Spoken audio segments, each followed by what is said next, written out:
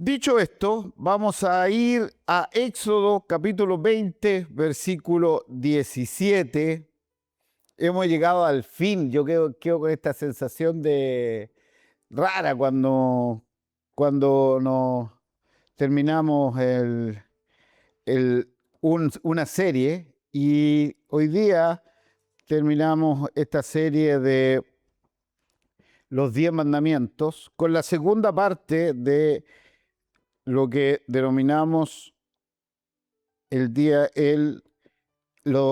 10 mandamientos: no codiciarás, que partimos la semana pasada. Voy a buscar aquí, que se me reinició todo esto, gracias a Dios lo logré, que a veces hay manos en mi tablet que aparecen juegos después aquí y se me pierde todo lo que era la Biblia que yo tenía. ¿Ya? Vamos a trabajar en este último mandamiento en la segunda parte. A veces es como difícil darse cuenta de la importancia que es hablar de los mandamientos. Cuando pensamos esta serie dije, ¿y será bueno hablar de los mandamientos si todos los conocemos, los sabemos? ¿Será importante? ¿Por qué es importante estudiar la ley de Dios si esto es por gracia? Dice la gente. ¿Qué tiene que ver la ley si esto es por gracia? Bueno, fundamentalmente porque es importantísimo, hermano y hermana querida, que conozcamos a Dios.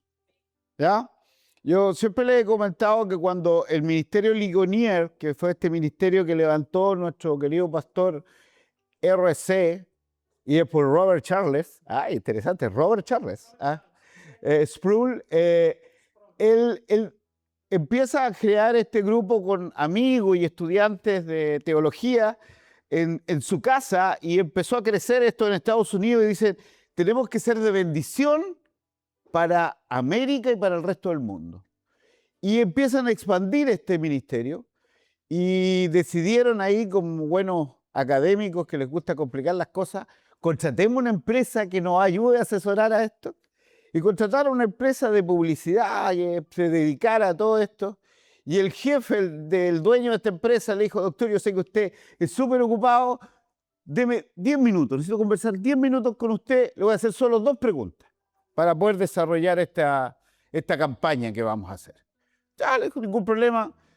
La primera pregunta que le voy a hacer, doctor, así con toda sinceridad, ¿qué cree usted que es lo más importante que tienen que saber las personas que no van a la iglesia?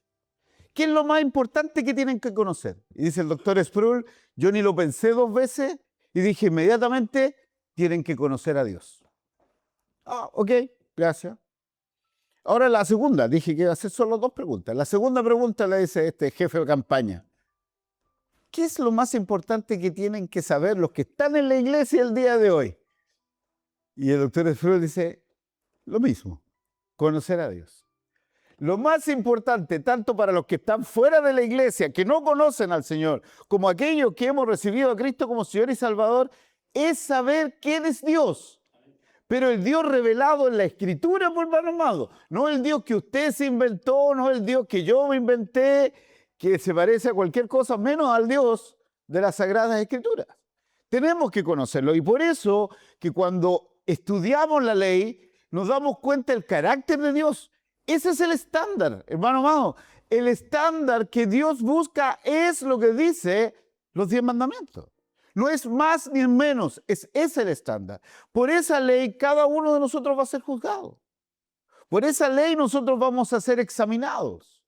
No porque lo que creamos ni por la mayoría, no. Por la palabra de Dios nosotros vamos a ser examinados.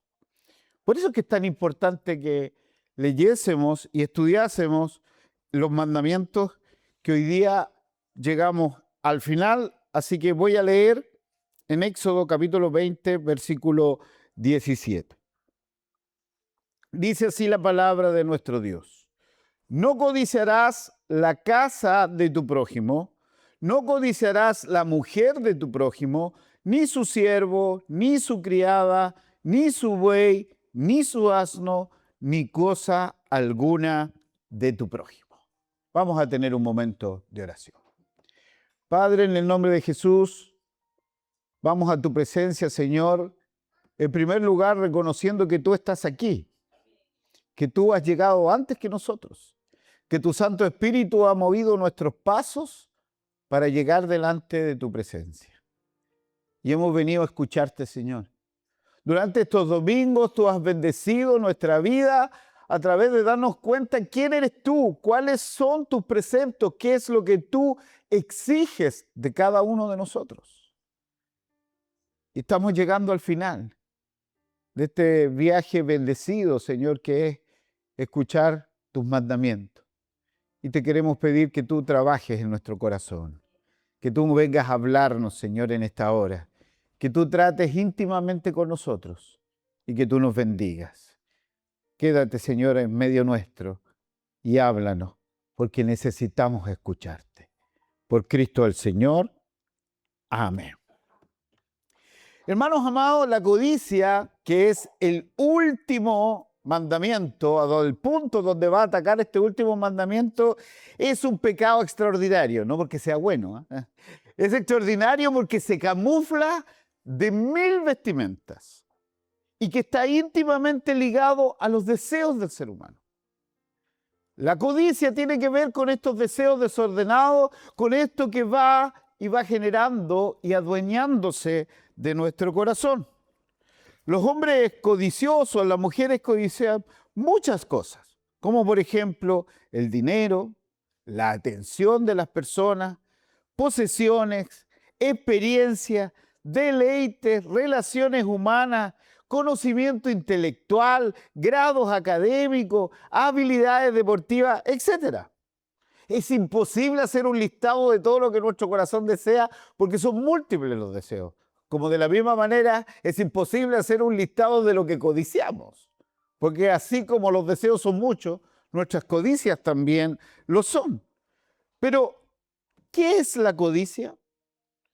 Sabemos que la codicia está íntimamente relacionada con los deseos, pero dejamos claramente en la semana pasada que no todo deseo es codicia y que no solamente los malos deseos llegan a ser codicia, sino que además un deseo o una intención que puede ser esta neutra o buena puede transformarse en una codicia si ese deseo se adueña de nuestro corazón.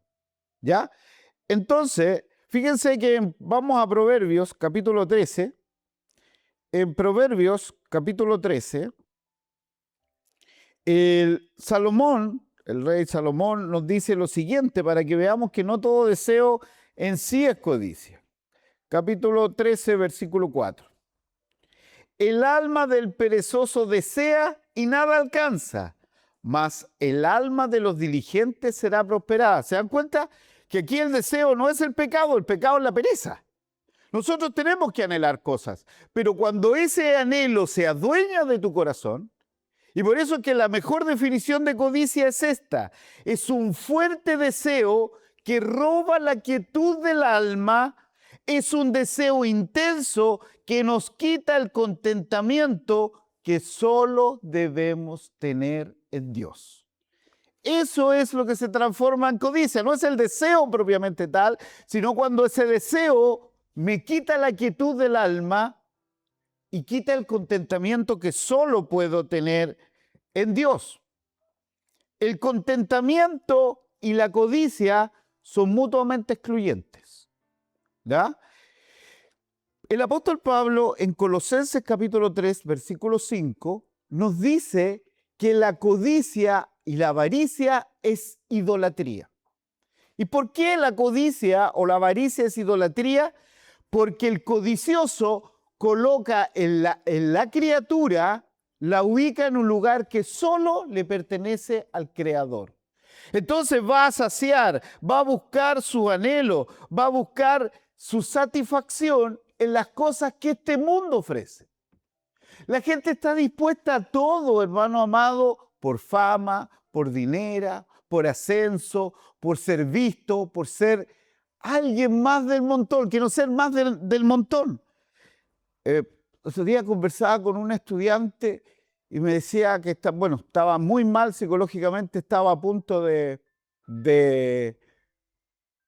cesar semestre Estaba angustiado y me decía, mis amigos ya, yo empecé a perder las notas, empecé a sacarme menos notas y mis amigos me desecharon y como que me rotularon, como que ya no sirvo. Dije, estamos en un mundo tan competitivo hoy día que hoy día te rotulan. Entonces, si yo tengo mejor nota que tú, yo valgo más que tú. Ese es el concepto que está en las universidades hoy día. Yo soy mejor que tú porque si tú sacaste un 4 y yo me saqué un 4.5, yo tengo más estatus que tú. Yo decía, hija, no. ¿Sabes por qué tú vales? Porque fuiste creada a imagen y semejanza de Dios. Eso es lo que te hace valer. Lo más probable es siempre en la vida va a haber gente que sabe más que uno. Yo tengo miles de alumnos que hoy día son mejores que yo y saben más que yo. Pero eso no quita que yo tenga menos valor que eso. Entonces, la codicia trastoca los valores. Si vamos a Mateo, que fue nuestra lectura alternada, a Mateo capítulo 6, nuestro Señor Jesucristo nos deja muy en claro cuál debe ser el orden de nuestros anhelos. El Señor no quiere que tú no desees algo. El Señor no quiere que tú no tengas aspiraciones. No, Él no quiere eso. Solo que lo tengas en el orden correcto. ¿Y cuál es el orden correcto? Versículo 33. Mas buscad primeramente el reino de Dios y su justicia, y todas las demás cosas os serán añadidas. ¿Se da cuenta? El foco del creyente, el foco del ser humano tiene que estar en buscar el reino de Dios y su justicia, y todas las demás cosas. ¿Cuáles eran todas las demás cosas que hablaban acá? El techo, el vestido y la alimentación. Ni siquiera eran cosas muy grandes, ¿cierto? Eran cosas básicas. Casa, el vestimenta y la alimentación. Esas cosas serán añadidas, dice el Señor. Pero el codicioso deja el reino de Dios y su justicia y pone su énfasis en la casa, en la comida y en el vestido. Eso es lo que empieza a cumplir sus necesidades. Cuando vamos a 1 Timoteo capítulo 6, Pablo está trabajando en el corazón de su hijo espiritual, de este pastor joven, muy joven, que tiene que hacerse cargo de una iglesia potente, ¿ya? Y en 1 Timoteo capítulo 6, versículo 9, le exhorta lo siguiente: que le diga a las personas que estaban en su congregación, muchos de ellos eran ricos, económicamente potenciables y que habían logrado muchos recursos. Porque los que quieren enriquecerse, ¿qué dice? Caen en tentación y lazo. No es probabilidad, ¿se acuerdan lo que veíamos el domingo pasado? No es que haya una probabilidad de que esto pase. No, para Pablo es una certeza. Van a caer en tentación y lazo y en muchas codicias necias y dañosas que hunden a los hombres en destrucción y perdición. ¿Por qué? Versículo 10, porque raíz de todos los males es el amor al dinero, el cual codiciando algunos se extraviaron de la fe y fueron traspasados de muchos dolores. Hermano querido, la codicia se adueña de tu corazón y trastoca al hombre y lo transforma en un hombre desagradecido, un hombre que es egoísta, un hombre que busca, traicionero, desconsiderado, mentiroso, homicida, adúltero e idólatra. Y en los creyentes le quita y apaga el fervor y el amor y la pasión por el servicio de la iglesia. Todas esas cosas pasan. Por eso hoy día vamos a trabajar en cómo combatimos esto. Porque este monstruo de la codicia, alguien dice, si yo no tengo nada, ¿qué voy a estar codiciando? ¿Qué voy a codiciar yo si con la ayuda del Señor llego a fin de mes? ¿Ah? Pero, hermano, este es un monstruo que está en tu corazón y que tú tienes que aprender a identificarlo para poder pelear con él. ¿Y qué es lo primero que tenemos que saber? Tenemos que saber identificar el terreno en el cual se trabaja esta lucha. Esta lucha que tú tienes con la codicia tiene un campo de batalla y ese campo de batalla se llama el terreno de la fe. La fe, ahí es. La lucha contra la codicia es una lucha de fe. El 10º mandamiento, en conjunción con el primero, nos enseña que el decálogo es un asunto de fe.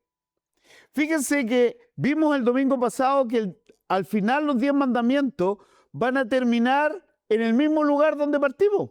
¿Se acuerdan cuál era el primero? No tendrás dioses ajenos delante de mí.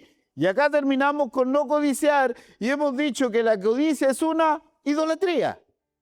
Ponemos a la criatura en el lugar del creador. O sea, volvemos al mismo punto. Por esto es que es tan importante que no olvidemos esto de la fe. Muchas personas ignoran y no pueden entender cómo esta salvación que es por gracia, que es por medio de la fe, yo tengo que obedecer los mandamientos. No pueden congeniar estas dos cosas. Pero hermano amado, la obediencia es fe en acción. Obedecer, la vida del creyente es una vida de fe, es una vida de obediencia. El apóstol Pablo en 2 de Corintios, capítulo 5, versículo 7, nos dice lo siguiente. Porque por fe andamos, no por vista. ¿Se dan cuenta de eso? Hay dos formas de vivir esta vida. O la vivimos por fe o la vivimos por lo que nuestros ojos dicen. ¿Ya? Y esto es la vida que agrada a Dios. ¿Y por qué lo sabemos? Porque en el versículo 9 dice, por tanto procuramos también, ausente o presente, serle agradables. ¿A quién? A Dios. Tú quieres agradar a Dios, vive por fe. Anda por fe, no por vista. En cambio, el codicioso no puede creerle a Dios porque no lo ve. Y tiene que buscar en algo materializar su confianza. Yo me acordaba mientras preparaba este mensaje, los más viejitos nos acordamos de Sábado Gigante, ¿no? ¿Se acuerdan de Sábado Gigante, no? Ya. Ahí se nota el tiro el carnet cuando... Y se acuerdan que estaba don Francisco, que le gustaba hacer esto con los participantes, y decía, ya, se gana un televisor y le cambio todo por lo que tengo acá. Yo veo el televisor, no quiero tirar, arriesgarme nada, por lo que está en el maletín. No, pero uno veía lo que estaba ahí, no lo soltaba. No iba a buscar algo que no tenía claridad. A veces pasa lo mismo. Si vemos una cuenta abultada, una cuenta corriente abultada, estamos tranquilos por la vida. Y hermano, ¿en cuánto puede perecer eso? ¿En cuánto? En un segundo. A mí me llamaron por teléfono y me dejaron sin ni un peso en la cuenta. Me sacaron plata. Si esto es así, día para otro, se acaba. ¿Me entiendes? Entonces, el codicioso, como necesita materializar algo, lo pone en la fama, lo pone en el dinero, lo pone en las cosas que tiene, en lo que ve. En cambio, el creyente debe estar satisfecho. Hermano, usted debe estar satisfecho porque tiene a Cristo en su corazón. Porque como dice el Salmo, ¿sabe? Tiraron las cuerdas. Esto como hicieron el sorteo, hermano. Y a mí me tocó Dios. Esa fue mi herencia. A otro le puede haber tocado, no sé, la parte más altita de la loma. Siempre me acuerdo que mi vieja Sofía cuando se fue a comprar, porque los viejos eran de otro mundo, ¿cierto? Ellos se compraban su terreno hasta su lugar en el cementerio se lo compraban, ¿cierto? Entonces se fue a comprar su terreno ahí al parque y le estaban vendiendo de abajo. Dijo, no, porque ahí abajo va a haber agua y no me quiero mojar. Así que compró más alto. ¿Ya? Para algunos a lo mejor, oye, este lado está más bonito, este tiene más sombrita, aquella agüita. No, a usted, hermano y hermana querida, le tocó el Señor. Esa es su herencia. Y ese tiene que ser mi contentamiento. No las cosas que pueda haber o no pueda haber. Como decía, el problema del codicioso es que es un idólatra y tiene que buscar, porque hermano amado, nosotros fuimos diseñados para adorar. Dios nos creó para buscar. Y si no lo buscamos a Él, vamos a buscar en las cosas de este mundo lo que nuestra alma necesita. Ahora, ¿cuáles son esas verdades que están en las Escrituras que nosotros debemos siempre tener en claro para librarnos de este monstruo de la codicia? Primero, tenemos que meditar constantemente y descansar en el hecho irrefutable de que las cosas materiales nunca hermano, pero así con letras así de liquidación, así grande, ¿eh? Nunca van a poder satisfacer nuestra alma. Las cosas que este mundo ofrece nunca me van a poder dar paz, ni me van a poder dar gozo. ¿Por qué?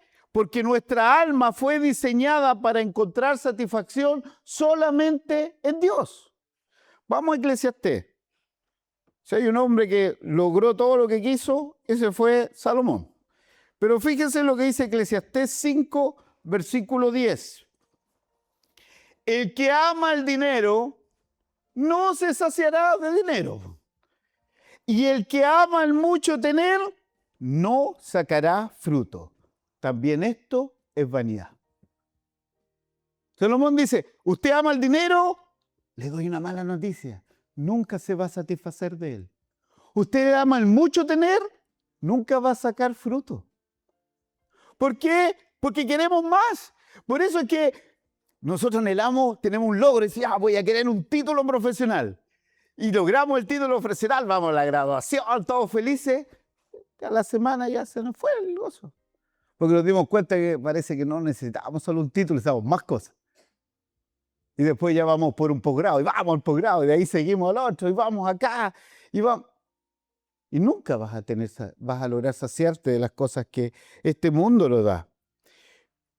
Nuestro Señor Jesucristo, en el Evangelio según San Lucas, en el capítulo 12, versículo 15, dice, y les dijo, mirad, guardaos de toda avaricia, porque la vida del hombre no consiste en la abundancia de los bienes que posee. Y hoy día estamos viviendo un mundo donde todos queremos tener más y más. Todos queremos alcanzar y tener mucho más dinero, más fama, más placer, etc. En segundo lugar, debemos pensar en el hecho incuestionable de que las riquezas contienen terribles peligros. En primer lugar, quiero decir que la Biblia no condena las riquezas. Tenemos grandes hombres del Señor que fueron, hoy día, diríamos, multimillonarios. ¿Como quién? Abraham, Job, David, Salomón. Hombres que tuvieron muchos recursos. En el Nuevo Testamento, José de Arimatea, por ejemplo. Tenemos hombres que en la historia de la iglesia tenían grande fortuna y entregaron todo ello para que la extensión del evangelio. Pero lo que la Biblia nos dice es que las riquezas traen peligros. Filipenses capítulo 4, Pablo nos habla, y nosotros nos quedamos con el famoso Filipenses 4:13, todo lo puedo en Cristo que me fortalece, ¿cierto? Pero los versículos anteriores Pablo dice, yo tuve que ser enseñado, y en todo y por todo he sido enseñado. ¿Para qué? Para tener necesidad como para tener abundancia. ¿Te das cuenta? O sea, para tener una vida piadosa, teniendo riqueza, hay que estar enseñado. No es fácil ser un hombre o una mujer piadosa teniendo riquezas. Quiero ejemplificar esto con un artículo que leí que me partió el corazón, pero es historia, verdad, y lamentablemente nosotros, la Iglesia Presbiteriana, tiene que poner mucho ojo a esto. Salieron hace muy poco un artículo en la revista sobre la historia de los metodistas. ¿Ya? Este movimiento religioso fue fundado por John Wesley, ¿ya? Ocupó un lugar muy importante, trabajaron muy bien, hicieron mucho trabajo evangelístico. Sin embargo, el autor del artículo empieza a citar elementos de John Wesley. ¿Y qué es lo que encontró? Que a medida que el pueblo, los creyentes metodistas, empezaron a alcanzar recursos económicos y prosperidad económica, su vida espiritual se apagó. Hubo una relación inversa entre cuánta riqueza acumularon, cuánto le dieron la espalda a Dios. En los primeros años, dice el autor, el metodismo, la mayoría de sus miembros eran pobres. Pero una vez pasado el tiempo, 20, 30, 40 años, muchos de sus miembros fueron muy prosperados económicamente. Sin embargo, Wesley notó con tristeza que el aumento de las riquezas trajo consigo un decaimiento en la piedad. Y hermanos amados, esto es igual calcado a la historia del presbiterianismo en Chile. La historia del presbiterianismo en Chile nace de hombres y mujeres muy pobres.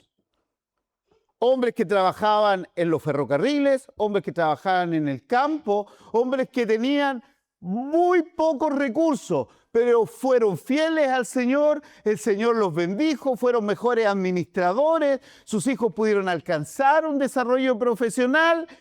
Empezamos a tener recursos. ¿Se acuerdan que en un tiempo que nos decían que la iglesia presbiteriana es la iglesia de los ricos? ¿Sí?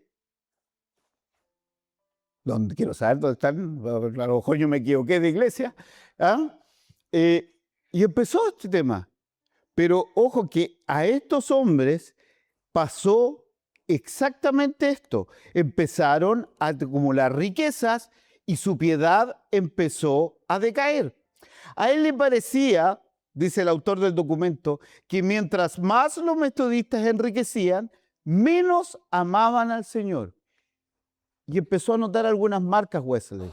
¿Sabe cuáles fueron? Primero, menos interés en crecer en santidad. La mortificación por el pecado es muy difícil para todas las personas, pero mucho más para aquellos que viven rodeados de comodidades. Claro, cuando uno lo está pasando mal, no se da cuenta que es pecador.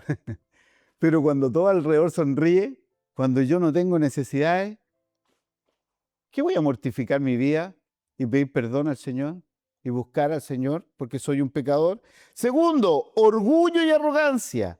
Estaba mucho más confiado en sus propias opiniones, menos dispuesto a recibir amonestaciones y reprensiones. Aquí hay un extracto de una predicación que hace Wesley a este grupo de gente. Dice, ustedes ya no son tan enseñables como un día lo fueron. Ustedes tienen una mejor opinión de su propio juicio y están más atados a su propia voluntad. Predicación de Wesley a este grupo de hermanos. Mire lo que dice Proverbios 28:12. Vamos a Proverbios 28:12. 11, perdón. El hombre rico es sabio en su propia opinión, mas el pobre entendido lo escudriña.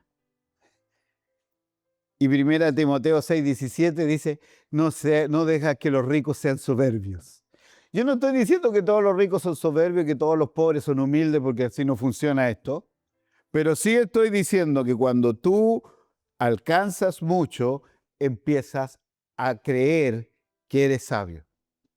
Una de las cosas que les pasa, a uno lo ha tenido que aconsejar, sobre todo a hermanos que han tenido éxito en la vida, y cuál es el problema de los hombres que son exitosos en su trabajo, es que creen que son exitosos en todas sus áreas.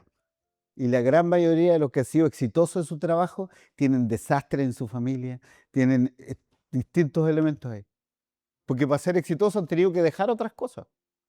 Si es cosa que usted vea la historia de las grandes riquezas en Estados Unidos y en el mundo. Y los hijos, desastre. ¿Se dan cuenta? Entonces, ahí es como funciona. En tercer lugar, había menos disposición a ayudar a los pobres. Fíjense. Estos hombres ahora tenían más, pero ayudaban menos. Y en cuarto lugar, hubo un decaimiento en el evangelismo personal. Decía Wesley en otro sermón, ¿quiénes de ustedes poseen hoy aquella compasión por el ignorante, por aquellos que están fuera del camino? Las riquezas habían insensibilizado a muchos a compartir las buenas nuevas de salvación a los perdidos. Y aquí le doy otro dato. ¿Cuánto es que las iglesias estadounidenses aportan el día de hoy para las misiones y evangelismo? ¿Sabe cuánto es? Lo mismo que ocupan para comprar chicle. Ese es el aporte que están dando las iglesias hoy día en el mundo para evangelizar. Nada. ¿Y qué nosotros? ¿Para qué? Menos todavía. ¿Ya? Si se acuerdan acá que nosotros nos llegaban cajas de tratados para evangelizar, que venían de Sudáfrica, que venían de Estados Unidos, traducía al español, nos llegaban libros de clase, ¿se acuerdan, no? Que el pastor Molina, pero llegaba ahí a al código postal, aquí al correo, cajas de encomienda. Hoy día no llega nada. Con suerte no llega a la calle recta y ahora la van a empezar a dejar digital. Ya no, ni siquiera lo van a hacer en papel. Ya no, ¿por qué? Porque la gente no quiere dar para evangelizar al mundo. Esto pasó con la iglesia metodista. Ojo con nuestro corazón, que también puede pasarnos a nosotros. A tal punto que en Estados Unidos hay iglesias metodistas que ya ni existen el día de hoy. Vamos a Mateo capítulo 19. Sigamos con esto de la codicia. Mateo 19, versículo 24. Otra vez os digo que es más fácil pasar un camello por el ojo de una aguja que entrar un rico en el reino de los cielos. Esto es una analogía muy básica. Y también lo hace nuestro Señor cuando explica la parábola del sembrador. Dice, el sembrador tiró la semilla y cayó junto a unos espinos, ¿se acuerdan? Y que crecieron, que son la semilla, y empezaron a crecer los espinos y la ahogaron. Fíjense lo interesante cuando el Señor explica qué significa esto.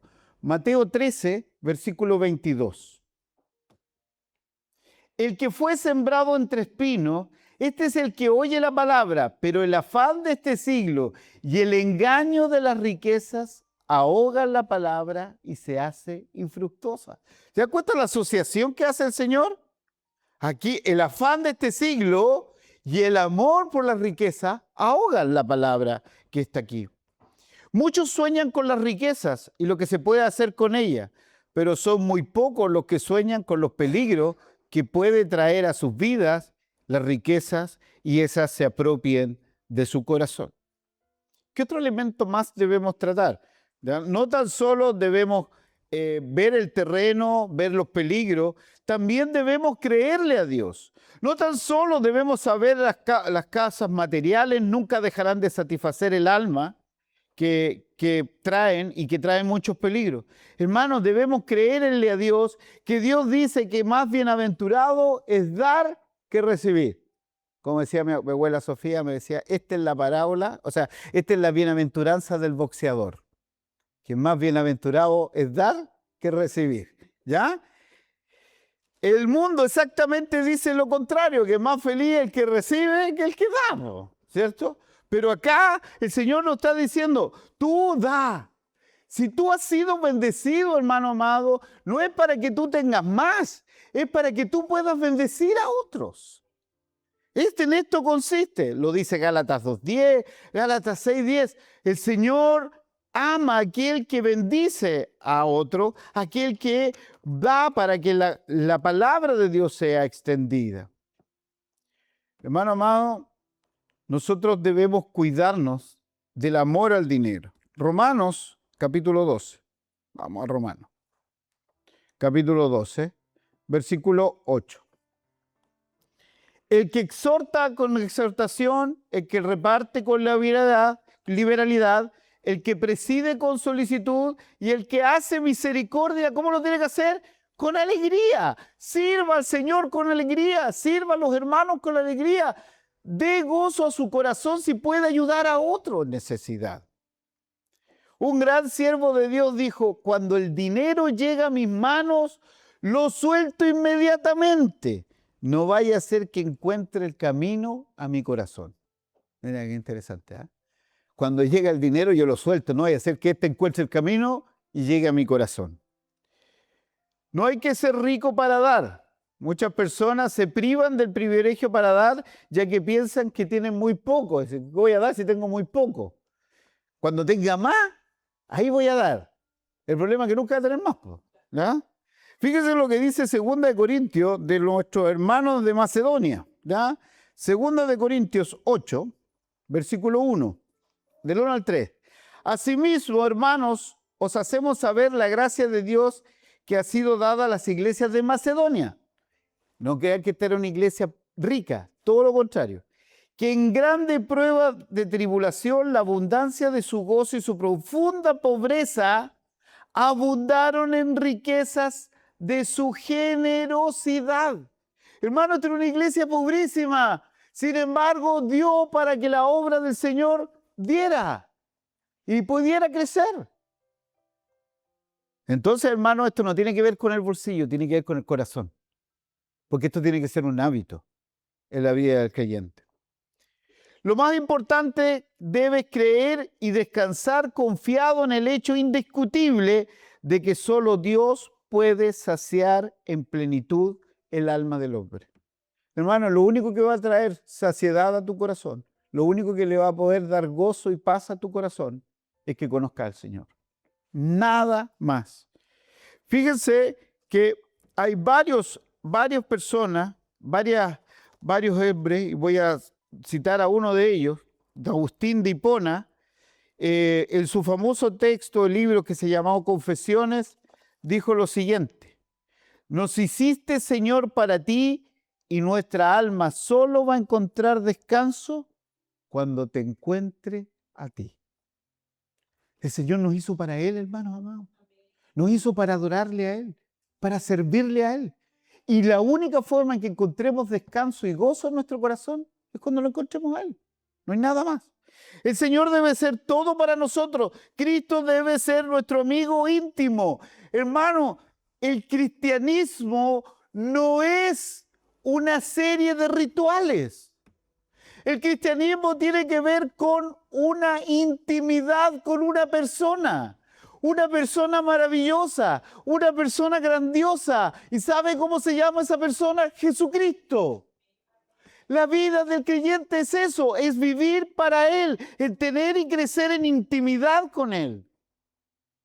Que Jesucristo es nuestro amigo. Yo siempre me acuerdo cuando se acuerda, yo tengo un amigo. ¿Ah? Y Cristiancito se la aprendió. No tengo un amigo que me ama. El chiquitito cantaba, no tengo un amigo que me ama. Pero nosotros tenemos un amigo, ese amigo debe ser nuestro amigo íntimo. Por ese amigo íntimo, ahora nosotros podemos llegar al Padre con toda tranquilidad. ¿Y sabe qué? Lo que es del Padre también es nuestro. ¿Sabe?